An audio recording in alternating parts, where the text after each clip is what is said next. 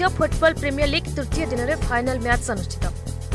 आज नीलगिरी त्रिदिवसीय football premier league 4 गोटी टीम को नहीं नीलगिरी थाना पड़िया सेमिफाइनाल और फाइनल मैच अनुष्ठित हो जाए। प्रीमियर लीग को बालेश्वर जिलार युवा सभापति तापस कुमार परिड़ा और साथी आयोजन करते।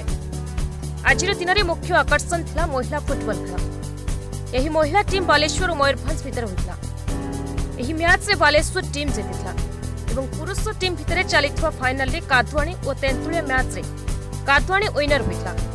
विनर होता टीम को 15,000 टंका और रनर्स अप टीम को 10,000 टंका पुरस्कृत कर 4टी टीम को जर्सी दि जाता।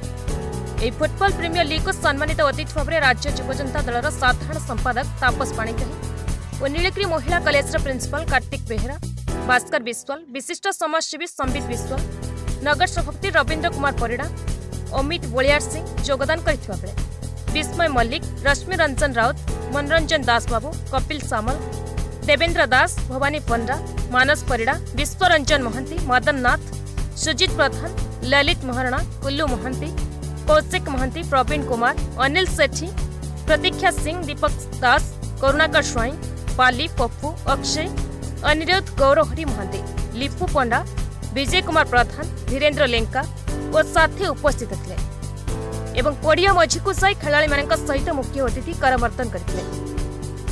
बालेश्वर जिला Nilgiri Chinmay Sahoo report, Nilgiri express news. Tapas भाई, दीपू भाई एवं समस्त तांकर साथी माने सेमानंकु अनेक अनेक शुभेच्छा अभिनंदन। वास्तव रे गोटे दुईटी प्रसंग विषय में आपण मानकु कहिबी जे नीलगिरी माटी होची गोटे संग्रामी माटी, लढ़ुआ माटी। अछंती तापस परिड़ा महोदय तांको प्रचेष्टा रे आज नीलगिरी मिनी स्टेडियम रे जो खेल आयोजन करा जाउची सेही खेल विभिन्न आदिवासी भाई मानकर प्रतिभा चिन्हट एथिरे हबो, एथिरे किछि संदेह नाही।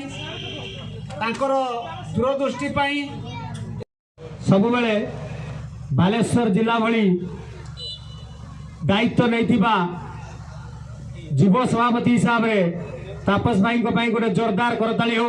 ये अंचल गर्व गौरव जे कि नीलगिरी मिनी स्टेडियम रे नीलगिरी मिनी स्टेडियम रे 3 दिन धरी जो आपण चेष्टा करी आज जो खेल करथिले आपण भाबुचंदी कि आपनकर खेल सफल होईची? देखो सफल होईची कि विफल होईची आज पड़ियार जो दर्शक मानकर उपस्थित देखिले आपण माने जानि परथिबे। गड़जात माटी रे प्रथम थर पई आमे महिला फुटबॉल टीम रो प्रदर्शन मैच कलु।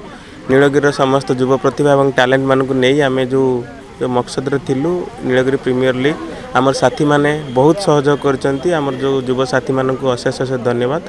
But end of the day भगवान को कृपा रे, ईश्वर को कृपा रे आमे माने सक्सेस हेइचु। युवा प्रतिभा मानक किछि चांस देइचु जे आगामी दिन रे केमती नीलगिरी ना आगु को रखिया पई। तेणु समस्त आयोजक मानक जो मोर युवा बंधु माने सहायता करे नीलगिरी अशेष जनसाधारण मानक अशेष अशेष धन्यवाद दूची। आगामी दिन रे बढ़िया प्रयास आपण जारी रहबो कि? आगामी दिन में प्रयास जारी रहिबो। जहाँ डीएसओ आमर स्पोर्ट्स अफसर आसीथिले, डिस्ट्रिक्ट स्पोर्ट्स अफसर जहाँ कहते आमे जो साथी मान सहित कथबार्ता ए विषय करी पंचायत स्तर को केमिति जाई टैलेंट मानक माने फाइंड आउट करू से भितर विशेष ध्यान दो। आपन को सहयोग करतो साथी मान पई कोन करियो? मते सहयोग करतो साथी मान पई म एति कहया पई चाहेबी तांकर सहयोग मु जीवन जाक केबे भूली परिबि नाही। बड़ मानकर आशीर्वाद जो बड़ भाई माने दीपू भाई हूँ, लोकनाथ भाई हूँ, जो मान ना भी छाड़ी हो मो युव साथी मैंने बुलू, मदन, आमर प्रवीण जो मैंने मो सांगर अच्छा विशेषकर मो भौणी प्रतीक्षा को बहुत बहुत धन्यवाद देवाई चाहूँगी। आम मुना समस्त को आमर युव जनतार समस्त साथी मानक अनेक अनेक धन्यवाद देवाई चाहूँगी। एवं मोर जे बड़ भाई मानस परिड़ा तांकर जो साहाय्य सहानुभूति मो भाई प्रति सेमान प्रति मो अशेष धन्यवाद दूँ। विशेषकर महिला जो फुटबॉल टीम आसले कोन कहबे? महिला फुटबॉल टीम जो आसते आपन तो ये उपस्थित थे देखुवे। आज जो जनसाधारण मानकर अपूर्व माने तांको जो समर्थन थिला जो भाई भाव पूरा खचाखच भरा मिनी स्टेडियम थिला।